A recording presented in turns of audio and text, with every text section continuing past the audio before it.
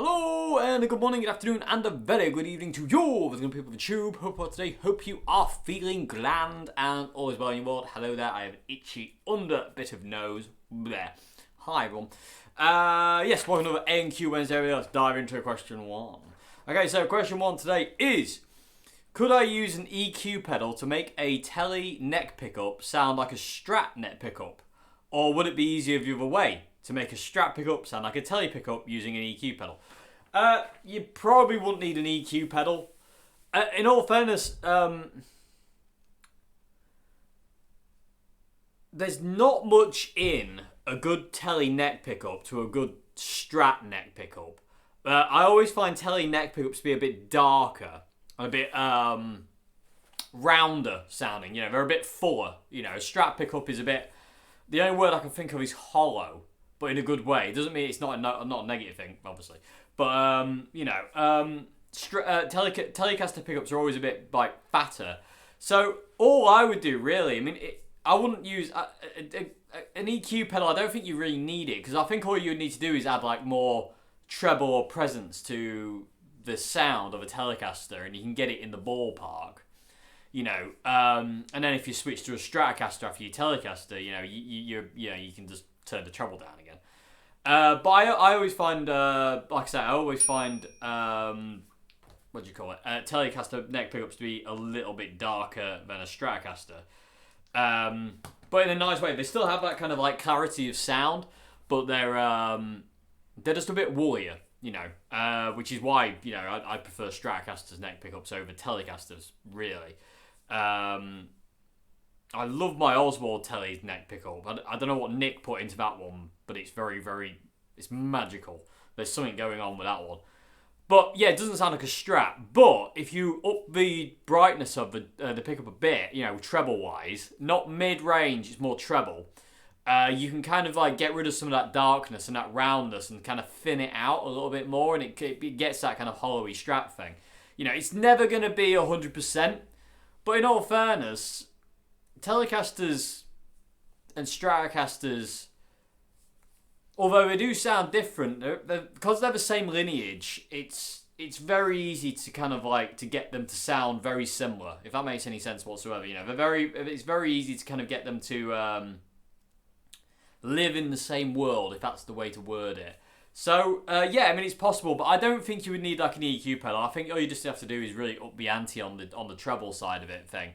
Really, you know, that's the kind of like that's what I would do if I wanted to get my Telecaster to sound a bit more stratty. I would just increase the treble a little bit, just to kind of like, you know, just round it out. Not round it out. Sorry, thin it out a bit, and just kind of like get rid of some of that fat round sound that the tele neck pickup has. But some tele neck pickups I find can be really, really dark. I've played a lot of kind of like Telecasters, and I've found a lot of them to be really, really super dark sounding and really just not very nice. You know what I mean? Like just far too bassy. You know, and there's no clarity in there. Whereas a couple of Telecasters I played, I had a Revelation Telecaster. That neck pickup was amazing. The Oswald Telecaster pickup is just like magical. I had the Squire Tele Custom that I borrowed for a while from a friend. That had a great neck pickup as well. And a few others I've tried in the past, really old ones. I remember the 50s Telecasters were really amazing. You know, late 50s Telecasters, I really liked those. 56, 57, 58 Telecaster pickups were amazing, especially neck. I didn't like... when I worked at Old App, we had some 60s, early 60s pre-CBS, and we had some CBS Telecasters. And I didn't like those neck pickups as much. The bridge pickup was amazing, but I don't know, there's something about the 50s pickups which is a bit appealed more to me. But I like 50s Telecasters more anyway. That's hence the style of my Telecaster that Nick built me was, you know, it's that Blackguard, you know, that's my chosen choice of Telecaster. But yeah, I mean, if you want your tele pickup to sound a bit more like a Strat, then I would just kind of up the treble a little bit and just thin the pickup out a little bit more. That's all I would do. I don't think you need to incorporate an EQ pedal. I think that's kind of like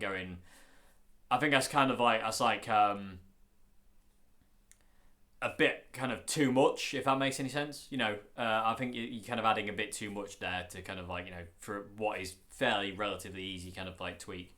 Because like I say, because they are of the same family, the tele and the strat, they're so easy to kind of like simulate each other. I mean, if you want to simulate a strat, a Telecaster with neck pickup with a strat, all you need to do is go to the neck pickup and roll the tone down a smidge. You know, and if the tone control on your strat's really good, you can kind of like, you know, round out that pickup a bit more to make it sound a bit more like a tele. So it's fairly easy. You know what I mean? It's one of those things. I don't think you need an EQ pedal really, to be honest with you. I think it's, you know, you can kind of get away without doing that. You know, failing that as well, I've just thought of something else. I don't know how this would work, but it's an option.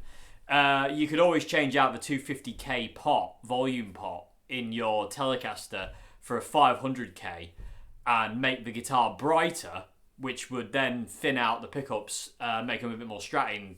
It might turn it more into a strat tele than a tele though, so you might, I don't know, that might not be the best idea. I don't know. It just popped into my little noggin. I had to say it. Anyway, my neck batters today. Really stiff, horrible. Not comfortable. So if you see me moving my head around, everybody, like some kind of weird exorcist character, that's, you know, I've got a bad neck for today. Horrible. Really unpleasant. Well, anyway, yeah, there you go, everybody.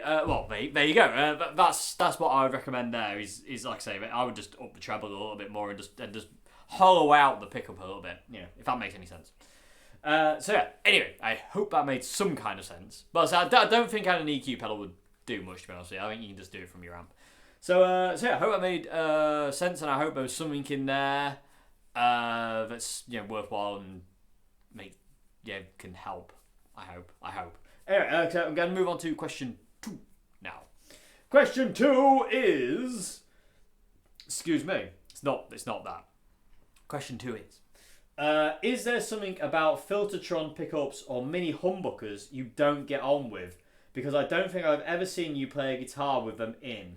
Are you not a fan of the guitars they come with? Come fitted to, sorry. No, I mean, I like Filtertrons when they're right. And mini humbuckers, I like them when they're right. I tried, again, coming back to Old Hat. When I was at Old Hat, I got to play a lot of old Gretches with, you know, the original Filtertrons. And when the Filtertrons were good, they were incredible.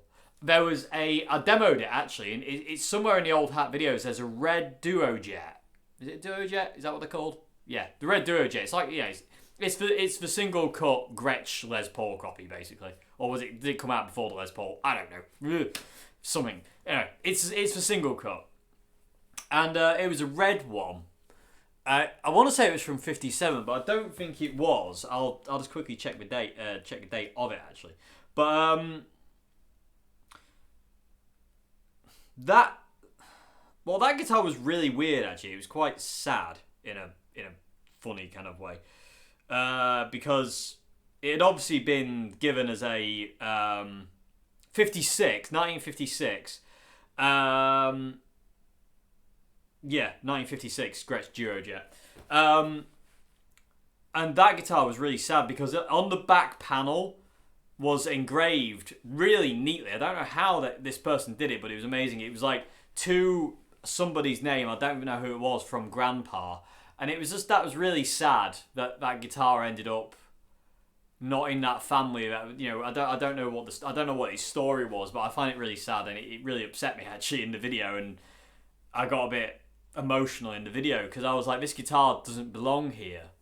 You know, it doesn't belong here. It's not supposed to be in a guitar shop. It's supposed to be with in the family. You know, that was obviously somebody's granddad's guitar that then he handed down, and then obviously somebody sold it, or it was stolen, or who knows.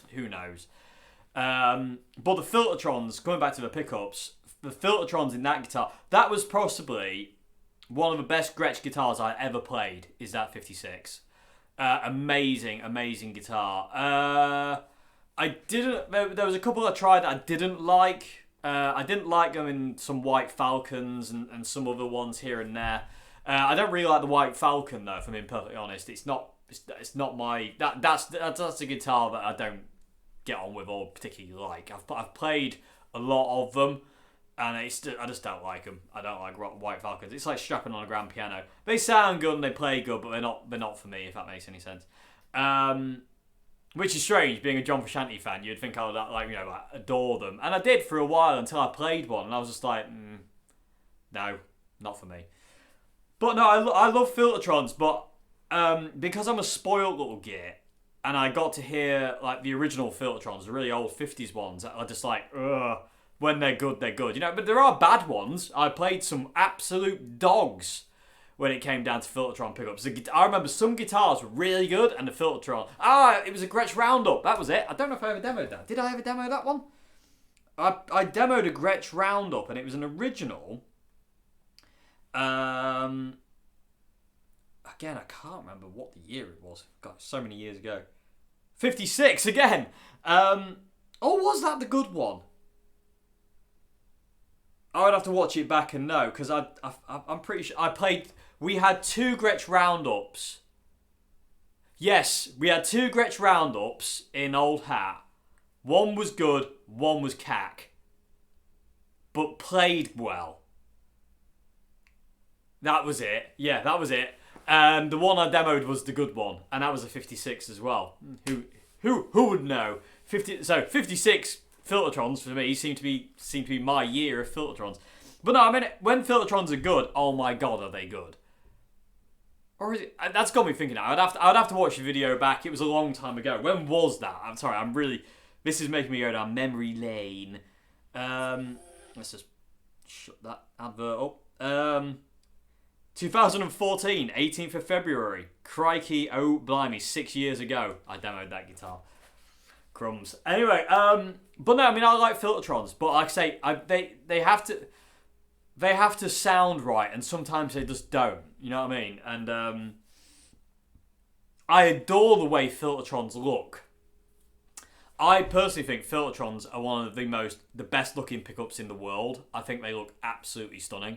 There's just something about a Filtertron, the way it looks and the way it's mounted, looks gorgeous to me. I don't know why. I just love it. So cool. But yeah, I love the Duo Jets. There are some guitars that fit too that I don't like and get on with, White Falcons, and other things as well. I played a Black Falcon as well. I don't think that was vintage though. But and a couple of other guitars that Gretsch had. I think was the Gretsch Rally. Did that have Filtertrons in it? I can't remember. Played a lot of Gretches, but I don't remember the bad ones. I remember the good ones, like that 56 Duo Jet, and the Roundup was good. The good Roundup was good. But yeah, so moving on to mini humbuckers. I mean, mini humbuckers are okay. I mean, I'm not really a humbucker guy, unless they're the humbuckers that are in my Revelation RTL. The humbuckers in the RTL are my favourite humbuckers I've ever heard. There is just something ridiculously special in those Allen Entwistle pickups. So those what are they? I can't remember what they're called, but yeah, the ones that come in the RTL 59. They're just really. They remind me so much of the vintage Les Pauls I played, and again, being a lucky sod, I got to play some original PAF humbuckers. And I got to play a couple in some Les Pauls, and I was like, yeah, and it is true what people say. It's really, really weird. They sound like a Telecaster on steroids. They're like, ugh. They're just big, beefy, but they've got a twang and they've got a brightness. But it's funny actually, is when you switch from like an old Les Paul with PAF pickups. Again, not all PAFs are good though, because the 59 Gibson ES335 we had in all that was cack. It sounded like it was just like rubbish. It was rubbish, but I played some other Les Pauls with PAFs in, and my God, some of them were good. Some were bad, like I say, but it isn't all good just because. But it's funny. It's like, what happens when you go from a really good set of like humbuckers, old humbuckers, is if you go to a single coil pickup, you get a difference in tone, obviously, and a volume drop, definitely. You don't have the output, but tonally they are on par with each other. You know what I mean? Tonally you have that kind of like that bite and that snap and that aggressiveness, which is one of the things I really don't like about modern humbuckers more than anything, is like the woolliness of it. You know, I don't like those woolly. I don't like overwound humbuckers. I like really weak humbuckers that have a brightness to them. And like I say, the RTL 59 has my favourite humbuckers I've ever heard in my life. I just adore those. If I could get those pickups for every humbucker guitar I have, they would go straight in. It's like Tex-Mex pickups. If I could afford to kit out all my single coil guitars with Tex-Mex pickups, they would all have Tex-Mex in them. You know what I mean? Because that's just my favourite. That is the sound that's like, that's it. That's it. No matter what guitar I've ever played with Tex-Mex pickups, Strat-wise, like, that's the sound. You know, that is the sound that I want. And with the RTL 59, that's the Les Paul I want. You know what I mean? And with Nick's Telecaster pickups, that's the Telecaster sound I want. You know, so yeah. But coming back to mini humbuckers, I've tried a lot of deluxes. I tried a lot of 70s deluxes with mini humbuckers, and I didn't really like them. Again, I found them too woolly. There was no brightness to some of them. I remember trying a gold top, mid-70s gold top deluxe. Oh my god, did it look gorgeous. And again, being a gold top fan, you can imagine what I was like. But I'll tell you what as well, this guitar had seen the war. It was absolutely trashed. It looked so amazing, and it played great, but my god, the mini humbuckers didn't half let it down. We were A-Bing again, this is old hat days. We were A-Bing between the Gold Top Deluxe and a 52. Was it 54? I can't remember what it was, but it's P90s. It had P9. I want to say 54 Les Paul. I can't remember. I don't know. It was a long time ago. That was before I even worked there. But we were A-B in between the two. Oh yeah, and then we A-B'd the Gary Moore Les Paul in there as well, because I wanted to hear humbuckers next to it. And the Gary Moore Les Paul, the Gary Moore Les Paul we had in Old Hat was the best Les Paul we had in the shop. Bar none. You know, it beat like all the vintage Les Pauls. The Gary Moore Les Paul was immense, in my opinion. That is a guitar I wish I could have got. Yeah, that is definitely a guitar that kind of like I wish I could have owned, because it was just amazing. Anyway, I missed that one. That is definitely one I miss. Don't miss it as much as that 1977 Fender Strat, but definitely miss it. But yeah, I remember comparing between these mini humbuckers, and these mini humbuckers really didn't do this Les Paul justice. I'd have definitely, they would have definitely had to have been swapped out if I had the guitar, if I had the money to buy that kind of guitar. But yeah, because that guitar was so good. Oh, I wish I could have a picture. I can see it in my. I would love you to have the mental image in my head of what it looked like, because it was so cool, and it was so bad and beaten, and the armware on this top side was all absolutely beasted away. There was nothing left on the arm section where this guy had obviously played it over years, and it just wore away in this one spot. And it was dinted and dented, and the neck was just, there was no lacquer on the neck, and all the binding had gone, like, you know, yellow, that kind of yellowy colour. It was one of the coolest looking Les Pauls I have ever seen in my life, but it sounded like cack. It was, they really did not, those mini humbuckers in that guitar did not do it justice. But in Old Hat, we had a wine red Fender Deluxe from 77. I don't believe that's right, but these are numbers that just like pop into my head. I'm pretty sure that's close, but it might not be so. I don't think I even demoed it, but let's have a look quick. But that guitar had mini humbuckers, and they were stunning. They were, in all fairness, that entire guitar, I sold that guitar. Oh yeah, I won't have demoed it, I sold it. I sold that to somebody. Somebody came in looking for a vintage Les Paul, and I bought up, there was a Les Paul Artisan, which I sold as well. The Artisan was, oh my god. Looking back now of what I got to play in that shop, my god, was I a lucky little S-word. Crumbs blimey. I mean, looking back now, what I was surrounded by is unfathomable now. It's crazy to think. I'm so grateful of that experience. Like, you know, unreal. Anyway, I remember this guy came in and he said like, oh, what a vintage Les Paul, what have you got? I bought him up this Les Paul Artisan. That was a 70s model, late 70s one, I think it was. The wine red deluxe, and there was another. It wasn't a gold top, Dave. Why are you thinking gold top? It wasn't a gold top. Custom, 1970s custom of some description. I don't know. It's black. That's all I could. Oh, I know it wasn't a custom. I demoed it though.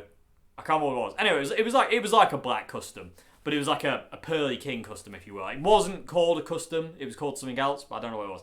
So I bought him those 3 guitars, and they were all from the 70s. And he eventually settled on the deluxe, and the deluxe we sold the deluxe to him that day. And I was really sad to see how it go. And that guitar was amazing. And as much as the Artisan and the other Les Paul were good, that deluxe kicked them to kick their arses, if you will. It really did. It was really an amazing guitar, and so again, I think it just. I mean, I reckon it's just like it's not the fact that I don't like the guitars they're fitted to, or the fact I don't have any. It's the fact is, it's like some are good and some are bad, and you've got to find the good. You know what I mean? Not all these Filtertrons and mini humbuckers are good. Not all vintage guitars are good. You got to pick. Not all modern guitars are good. Not all. And any guitar could be bad. You know what I mean? And weird thing is, one person's bad guitar could be somebody else's good guitar. Who knows? Anyway, but no, I mean, I love Filtertrons when they're right, and mini humbuckers when they're right. Yeah, they're wicked. I think mini humbuckers have a brightness to them that maybe you get that with kind of older humbuckers, but you don't really get it with newer ones so much. But I do like, again, when they're right, but when they're wrong, my gravy, are they bad. Anyway, the like I say, I mean, I always come back to that 59335 in old hat with PAFs. It's the magical number of 1959. It had the long guard.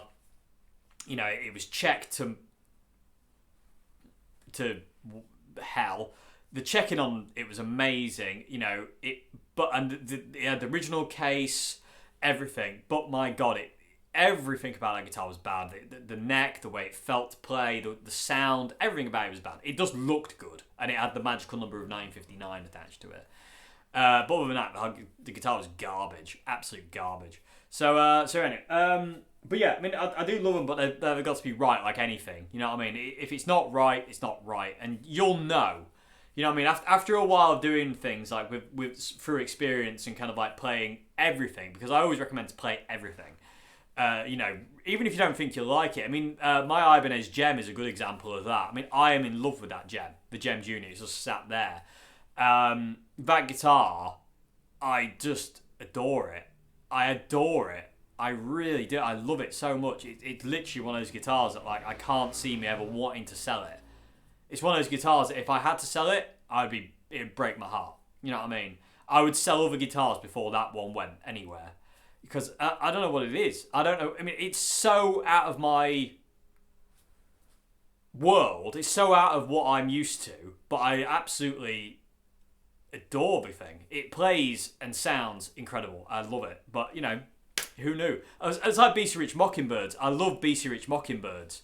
And one day I'd really like to own a BC Rich Mockingbird. Like I say, it's got to be right, though. It's got to be red with all the kind of crazy switches. And it's got to be good. It's got to be a good one. Because I've tried a few, and some are really, really bad, but some are really, really good. And then again, coming back to Old Hat, we had one in Old Hat. It was trans red, and should have bought it, didn't, missed it, lost it. Silly. Don't hesitate, people of the tube. If something comes up that you want and you can afford it, get it. Don't hesitate, just get it, because otherwise you'll regret it. Trust me. Anyway, I'm sure we've all been there. Anyway, yeah. So I hope that's a question. I mean, I say I've got demos in the Old Hat days of me playing. I don't think I've got any mini humbucker videos. I'm pretty sure I didn't demo that deluxe. I'm gonna have to check, but I'm pretty sure I didn't demo that deluxe. Let me just check one quick. Let me just check quick. I can't even speak. Maybe I did. I don't remember. Oh, I did! I did. I can't believe it. I actually did demo it. Oh god, adverts. I get so many adverts on my channel now because YouTube brought a thing in now where you can't. I used to turn them off. I used to not have them on at all in my videos. I just didn't want them on. You know, I didn't want them during the video, and I used to be able to turn them off. So I turned them off. I don't have that option anymore. I'm not allowed to turn them off. They have to be there. That's really rubbish. But, you know, it is what it is. But yeah, I did. I demoed the blooming thing. 1979 Gibson Deluxe. There I am. So yeah, I did demo it, and then I sold it. That was an amazing guitar. I bet the demo sounds terrible though, because I had no idea what I was doing at that point in time. That didn't sound too bad. Jangly, that was it. Yes, it jangled. It was a really jangly guitar. I don't know why. I can remember it. Oh, isn't it weird how sometimes, like, you know, you don't think about something forever. I mean, Gravy knows when that was. And, well, that's 2014, 13. So 6-7 years ago. But isn't it weird how, like, you cannot think about something for years? Like, you know, you don't think about it. And then all of a sudden you see something or something jogs your memory. And all of a sudden you remember everything about it. Because I remember it jangled. It was a really jangly guitar. Cool. How mental's that? I'm going to have to... I want to watch that review now. That's mental. Anyway, either way. But yeah, so mini humbuckers, when they're right. But when they're wrong, they're wrong. I think that's the only deluxe I ever demoed, to be honest with you. Because we had a few. We had a few deluxes, but again... the Artisan was a 1977 Artisan. Good crikey, Dave. You got to play some cool stuff. Anyway, moving along. So where are we? Yes. So yeah. Anyway, moving along. Yeah, so I hope that's a question. Moving on to question 3 now. That's only question 2, Dave. My God, I'm so sorry, everyone. That was a lot of talking. Sorry, I do apologise. Okay, so moving on to question 3. Question 3 is, what pedal board do you use, or did you make it yourself? Yeah, I built it myself. For the longest time, I was using a Diego Gigman. Is it Gigman or Torm? No, Torman's the big one. Showman. Diego Showman. I was using a Diego Showman pedal board for the longest time. But the Velcro base of the pedal, in all fairness, I'm still using one, actually, upstairs. But the problem with those is the Velcro that you attach in the base of the pedal board eventually comes away, the glue gives way, and all of a sudden, chaos. And also, you have to add extra foam in the top of the Diego cases, otherwise they don't press your pedals down, and you open your case and they're just everywhere. So, but for the longest time I used that, but the only problem with the Diego case was, amazing pedal boards, by the way. I really recommend the Diego pedal boards. I've had all 3. I had the Torman, the Showman, and the Gigman, and they were all amazing.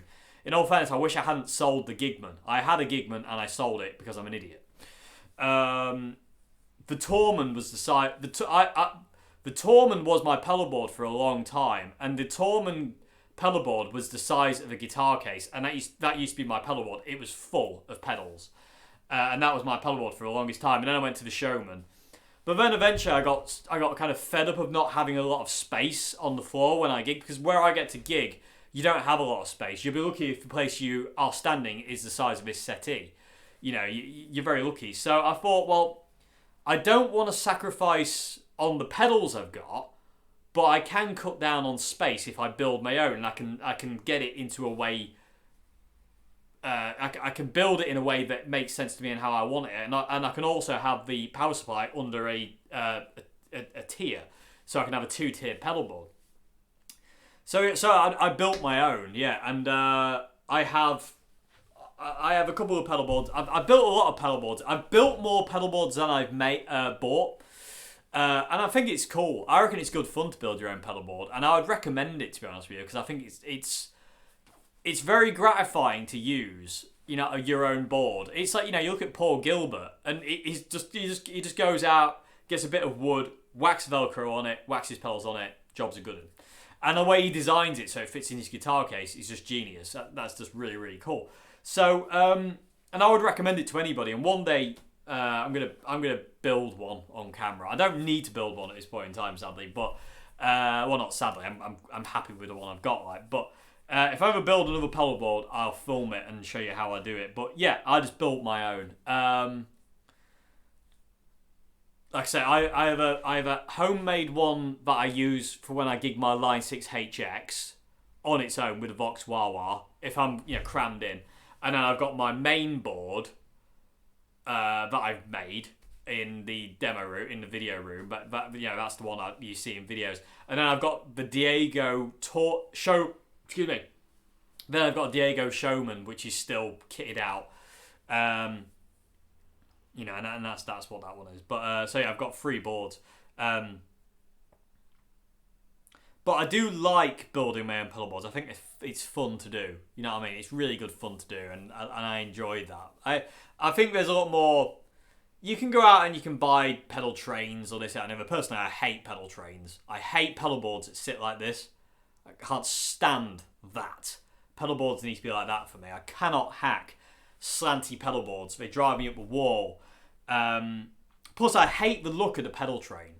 It's just so ugly. It's just super ugly. And I think, pedal boards, you can make them look so cool. You know what I mean? Like, you get some, made pedal boards these days. Like, I really like the look of the Schmidt Array boards. I would never buy one. I couldn't afford one if I wanted one, but because I just built my own, But the way they look is really, really cool. They look really retro. They look like some kind of attaché case for some kind of weird sci-fi series from the 60s or something. It's really cool. But and there's also some other pedal boards. There's a rig rundown video of John Butler on YouTube, and his pedal board is stunning. I don't know what wood it's made from, but my gravy, it's absolutely gorgeous. The wood and the way it's so perfect, it's terrifyingly perfect. I don't think I would dare tour with it though. It's kind of one of those things of beauty, so to say. But that was what inspired John Butler's pedal board. Is what inspired me to build mine. I wanted that kind of wood kind of look, which I ended up not being able to show because I ended up covering it in carpet. So, but hey, it made it easier to swap and change pedals. Anyway, but I liked the idea of it. So, and I've always liked the idea of 2 tiers and having the power supply underneath the tier, so it's out the way. You don't have to worry about it, and leads always reach. Because that was one of the main issues I had with the Diego board was when you would put the Voodoo Labs pedal power 2 down somewhere, there would always be one pedal on the other side of the board that the extension, the power lead wouldn't reach, and then you'd have to rejig the pedal board, and then it wouldn't work the same way ergonomically, and you'd be like, oh my god! So it was always a balancing act. So when I built and designed my pedal board, my number 1 board that I use, and I've used since did I build it last year? I don't remember when I built it. Since I used that, it's like, that's kind of like, that's the template. If I was to build another board, it'd be exactly the same kind of thing. But I think what I would do, if I built another board, what I would do is, with the tier on top, I'd have a gap in the middle where I could put the wah-wah pedal, so the wah pedal would sit in the middle of the board. So you'd kind of have like a Zoom, HX, and then down here you'd have a governor, jackhammer, wah pedal, DS2, fuzz. So it would go like that, and in the middle would be a gap for the wah-wah pedal. And it'd have to be a kind of substantial gap, because just in case I want to change out the Ibanez for the Vox. But anyway. But yeah, I would recommend building your own pedal board any day of the week. It's really good fun, and it's just great to do. It's just wicked to do. I would recommend that over buying one, to be honest with you. Especially, like I say, I do not like the pedal train. I get they're cool, and you can do this, that, and the other, but I think you can make one yourself that's just as good. You know what I mean? I've done a lot with my homemade pedal board, and it works. I've done a lot with homemade pedal boards, full stop, and they just work. You know what I mean? It's great. And people say, "Oh, don't you worry about it warping?" It's like, no, because it is. It has warped. If you look at my pedal board upstairs, it's like this. It's just all over the shop. It's like the sea, because it's wood and it's unprotected, and obviously I've gigged it outside, I've gigged it, it's been sat in a cold van and it's been taken to a warm venue, so, and because it's wood it expands and contracts, so it's all warped. But the fact of the matter is, it's not like a guitar neck. It can warp all it wants, because all it's there for is to hold my pedals on, it does its job perfectly. You know, I don't care if it looks like the ocean. You know, as long as it holds my pedals, which it does, it can warp and move all it wants. You know what I mean? That doesn't matter. So all's well. All's well. So yeah. But yeah, so I would recommend building your own pedal board. It's great fun, and you can save yourself some money, and you can just get it the way you want it, instead of, I've got a pedal train, I can only do so much with it, if that makes any sense. And also, I really can't stress enough how I don't think you should ever have a wah pedal on a pedal train at that angle. Because with it heel down, the wah pedal's like that. I know that's a drastic angle, but I'm kind of just, it's more like that. And then toe down is like that, so it's never flat. And the wah pedal's design dictates it to be flat. You know what I mean? It's got to be flat on the floor. So when it's toe down, it's flat. When it's heel down, it's slightly angled. So to add another angle to that with the pedal train, just puts your foot at such a stupid angle. And I find that I can't manipulate a wah-wah pedal properly with a pedal train. And I totally do not recommend having a wah. If you've got a pedal train, you got a wah pedal, put the wah pedal on the floor, put it off that board, because I can't recommend it. It's like that. It's like the Helix of Nick's that I've got. It's like that. You know, the angle of it is horrific. It's horrible, and I can't think it's good for your ankle. It's bad for manipulating the wire, I think, personally. It's just stupid. I just don't agree with it. But again, just my opinion. Doesn't mean anything. But you know what I mean. So yeah. But yeah, recommend building your own pedal board. Everyone should build their own pedal board because it's great fun. It really is great fun. You know, it is really cool. So yeah. There you go, people. YouTube. That's question 3. And I hope that's answered your question. So, oh no, sorry. There's another part to question 3. Is, what are your thoughts on the Boss FZ5? I don't know. I've got an FZ3. If it's anything like the FZ3, then it's awesome. The only problem I've had with my FZ3 is it's a noisy beast. But other than that, you know, it's not an issue. But yeah, so and as I say, you'll see something cool with it soon. Anyway, I've got plans. But anyway, the FZ5. If the FZ5's anything like the FZ3, then it's wicked. The FZ3 is just wicked. It's a really, really cool fuzz pedal. It doesn't quite beat the Sundial fuzz from Hubcap John. For me, it's really cool. It's a great fuzz pedal. The FZ3, same as like the Electro Harmonics Double Morph and the Cool Cat fuzz by Dan Electro, and some other fuzzes that I've tried, but it doesn't quite get. I don't know. There's something very special in those in the Sundial fuzz that I just adore. It really is my favourite fuzz pedal. I just adore that thing. The 3 modes as well, especially the middle mode. I think the middle mode on the Sundial is definitely my favourite, because it's got this kind of like mid-rangey kind of bark and hump to it that's really smooth and just dead nice. But it reminds me of like Tony Iommi, but it's still got a Jimi Hendrix-y kind of John Frusciante thing about it, which is super awesome, and it combines nicely with DS2s and Governors. So happy days. But yeah, I've never tried the FZ5, but say I do have an FZ3, so if it's like that, then awesome. So, moving on to final question of the day, everybody. Question 4! Question 4 is... I have a Katana... let me come over here. I have a Katana Mark 1 50. Katana 50 Mark 1. And I'm thinking of getting a Line 6 HX. But I keep reading on forums that you shouldn't use this type of effects. You shouldn't use the HX effects with the Katana, as it will colour the sound of the amp too much, and it's not good because the 50 doesn't have an effects loop, so you can't run it into the effects loop. Could you share your thoughts on this and any settings you'd recommend? Yes, my thoughts on that are these people literally have no idea what is going on. What is going on there? You can't use a HX into a 50 because it will colour the sound. A, the HX is true bypass, and B, it sounds immense into a Katana 50. I did a gig a couple of weeks back with a Katana 50 and a Line 6 HX and a Vox Wah, and that was my entire setup. And I didn't have an effects loop, and it sounded immense. And I've gigged that loads. I recorded a Dukes Deluder song. Dukes Deluder recorded a version of Wicked Game by Chris Isaac.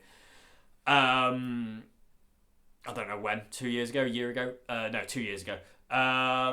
We recorded a version of Wicked Game, our own version of Wicked Game. And that my guitar tone in that entire recording was Katana 50, Line 6 HX. That's all I used. I didn't use anything else. The guitar, I don't remember what the guitar I used. I'm pretty sure it was the 62 Strat that I used. Yeah, because I hadn't paid it off by that point, but I was getting close to paying it off. And I used the 62 Strat, the HX, and the Katana 50, and that's all I used. They combine perfectly. And like I say, I mean, the thing is, colouring the sound. The HX doesn't colour the sound unless, you want it to colour the sound, because it's true bypass. That's the cool thing about the HX, is if it dies, your guitar amp still lives, if that makes any sense. Like, you can, if your HX just turned off and the power went from it, you would just get, and you're running your amp clean, so to say, you would just get, you just go to a clean sound, in which case you just have to go and dial your amp back. But there's so many ways to use the HX. Using the HX in the front end is amazing. I don't use the HX into effects loop because I don't like effects loops for anything other than loopers. I don't like delays and reverbs and stuff into the effects loop. I don't like how clean and clinical it feels to me. It feels wrong. I like it when reverbs and delays get a little bit messy and a little bit distorted. And that comes from Gary Moore. But I really like that, and that's the way it is. So people saying like you shouldn't run those effects, you shouldn't run the HX effects with Katana. That is insanity to me. It's like, it makes me wonder, have you tried that? And if you did try, what were you doing? Because it's literally a match made in heaven. And the last year of the Dukes, I know, first, 2000 and where are we now? Oh, we're into 2020, which is the best year ever. From 2008, I think I got my HX in 2018, and it literally replaced my pedal board for life because it's so small and compact, like corned beef, and it just does everything. The HX is one of those pedal boards. If somebody rang me tomorrow saying, can you kind of like do this and do this on the tour or this that, and the other, or can you just come and do a session, I would just take the HX and a wah-wah pedal. That would be all I would take, because there's nothing in the HX that I wouldn't need. It could cover everything. And the fact you can have different pedal boards set up is just like a godsend. I have five presets in my HX. 3 are kind of like using the HX for everything. I just have the amp set totally clean, and then the HX just runs into it and over the top of everything. Much in the same way my pedal board works. I've got a pedal board set up for when I play acoustic. I use it when I go out playing acoustically with the AS here. I run it into that because I use particle verb when I play acoustic, and tremolo and delay and a looper as well. And I also have basically set up as like just a standalone pedal board. So if I'm using the amp to get my clean tone, I have pedals kind of set up onto that, and that's what I've got set up in the demo room. So it'll have like particle verb, delays, reverse delay, octaverb, and another looper actually. So yeah, my thoughts on that is, no, that is a match made in heaven. Katana 50 and Line 6 HX, you will struggle to find much better. It's so good. It's such a wicked setup. It's so nice, and they sound great, and oh my god, it's so good. It's such a good setup. I don't know what's going on there when people say you shouldn't do that. That boggles and blows my mind that people would actually think that. Is it because it's digital and digital? Maybe are people thinking like, you shouldn't cross digital with digital?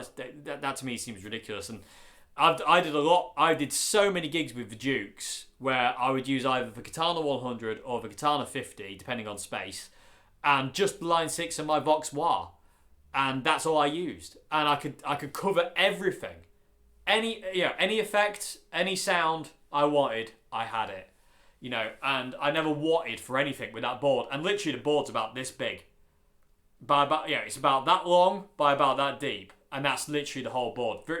It's the size of my pedal board, because that is my live pedal board now.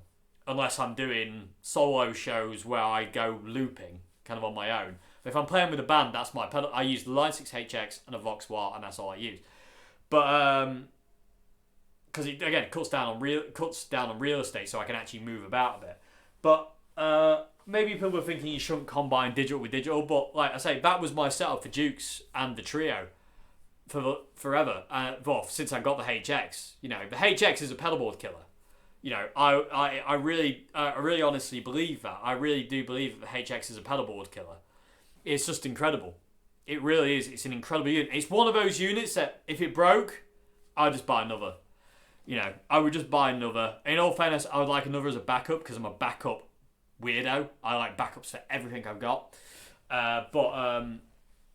Yeah. I mean, what would I recommend there? Go for it. It's absolutely a match made in heaven. You also said, you got any settings you recommend? I mean, I use the HX, like I say, in different ways, but mainly I run it through the acoustic channel like I run all my pedal boards.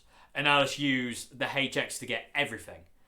The Katana's just set up on the acoustic channel as clean as a whistle.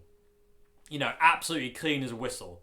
There's no reverb, there's no effects, there's barely any EQ, to be honest with you. Like I said, I run it on the acoustic channel, gain, volume, all the way to the teeth, no bass, middle is about 11 o'clock-ish, no treble. Presence I have off as well, if I remember correctly. In the Katana, I don't have presence off. I have presence at 50 because that's where it was kind of factory default for the 50 is having the presence at 50. So 12 o'clock basically. So I have, middle at 11 o'clock, presence at 12 o'clock, and that's how I run it. No reverb, no everything else. Everything comes from HX. But I could use my John Frusciante-esque tone on the Katana, which is the brown mode. I've done that so many times. Which is the brown mode, just with gain turned all the way down. And then what I could do with the HX is I could set it up with a distortion that will go over the top of that, and that does work a treat as well. And then have all sorts of other effects on top of it as well. And the thing about the HX is, because you can go in there and you can structure the signal chain, and you can do all sorts of kind of like messing around. You can do the 4 cable method, and you can attach expression pedals to it, and you can do so much with that thing. You can run it stereo as well, which is super cool.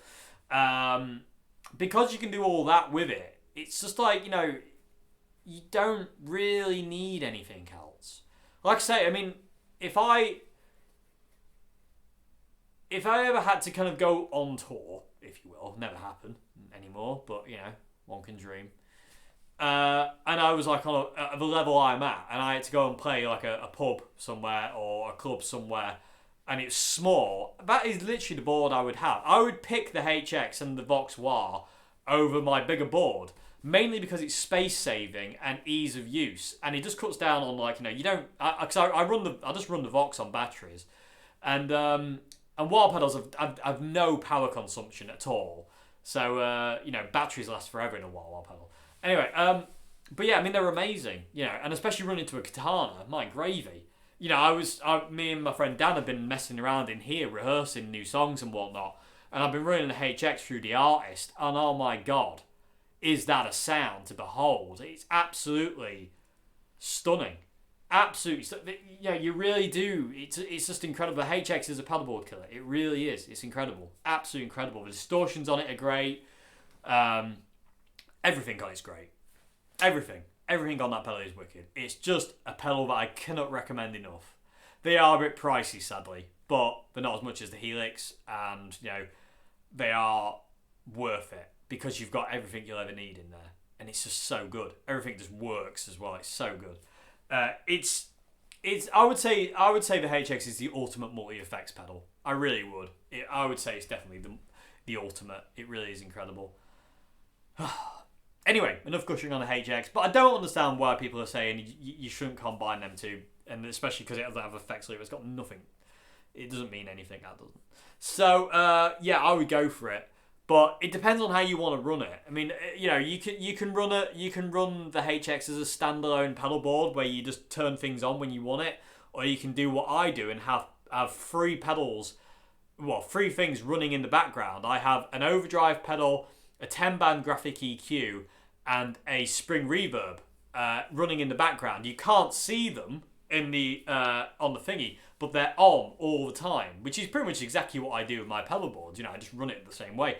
And the effects I have access to, depending on which pedal board I'm on, are mainly like distortions, overdrives, reverbs, delays, chorus, univibe, you know, reverse delay, you know, that stuff basically. So, you know, it's just brilliant. Yeah, it's a great setup. Go for it. Go for it is what I say. Go, absolutely go. If you're going to go for that, do it. You have my absolute full support on that. It is an amazing setup. And like I say, if you want to look Duke's Delude a wicked game up, that sound is just, like I say, is a Katana 50 with the HX and a Stratocaster. That's all that is. You know, I had the wah, but I didn't use it. I didn't use the wah. I didn't need to. All the effects and all the sounds you hear in that song all come from Line 6 HX through the Katana mic'd up. That's what it was.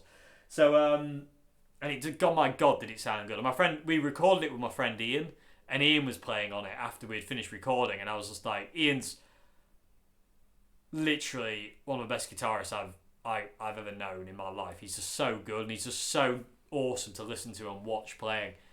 And he was just playing on it. I was like, bloody hell, it's such a cool sound, and he really liked it as well. Really, really cool. And he's a Valve guy. You know, he is not a solid state digital guy at all. But he really, really liked the sound of it. He really felt it, which is really cool and made me happy.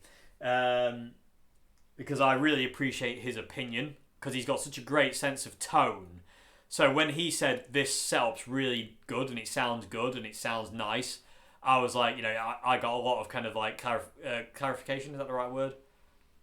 I don't know if that's the right word. But it made me feel like, you know, I'm kind of on the right lines with it, if that makes any sense. But yeah, when people say, like, don't do that, that's ridiculous. Absolutely ridiculous. You know, you can do that. It sounds great. Trust me, it does work. So yeah, anyway. Yeah, I hope it's answered your question. And I think that's it. I don't think I've got anything else to say to that. But yeah, HXs are wicked. Like I say, I mean, good gravy. Absolutely stunning piece of kit. Absolutely perfect. It really is. Yeah, anyway. So anyway, I hope you've answered your questions okay, people of the tube. And I hope there's been something informative in this video. If you haven't been just a load of waffle. I know there was a lot of waffle about this, that and the other, and I do apologise for that. I'm so sorry about that. But hopefully there's something in there you can kind of take away. And also, I hope you enjoyed the intro on this nylon string guitar. I've actually bought 2 nylon strings. I had my sister's nylon string, which you can see hung up there. That's the guitar that got me into playing guitar, and then we went to the Washburn Maverick series, which is there. It's my first ever guitar. You know, that's kind of the first thing I learned on, and that's what I learned on. And then that thing came along with a Squire, and then that thing came along because I loved it, and then that thing came along because I was like, ooh, Stratocasters, and then my white Strat came along, and then the world opened up. Anyway, that's neither here nor there. Anyway, but I hope you enjoyed this vid. Like I say, you'll see more of this and my other nylon string acoustic very soon. I'll demo them for you soon, because about time I demoed something a bit different to electric guitar, I suppose. I should dive into acoustics, don't you think?